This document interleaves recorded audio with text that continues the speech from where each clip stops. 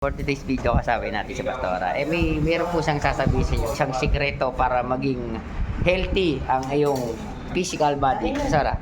Siyempre, uminom siya. Ang maging juice niya, First Vita Plus. Yun. Kaya ako, malakas ako. Dahil ang ininom ko ay First Vita Plus. Yun yung hindi siya gamot, pero mas higit pa yan sa gamot kasi Yeah. papagaling. O sa mga...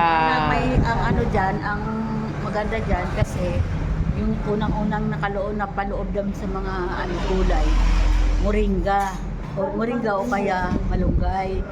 Ibig sabihin, ang moringa, ibig sabihin, malunggay. Ang malunggay, 300 na gamot 300 na sakit ang nakaya niyang pagalingin. 300. Tapos mayroon pa diyang saluyot.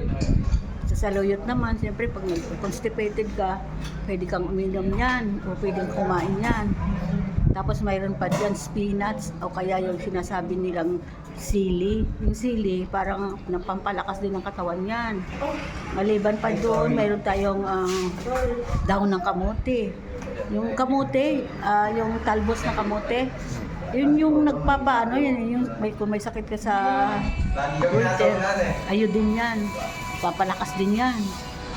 Tapos, nagbagamot din natin yung lalo na yung isa. Mayroon pa isa. Okay.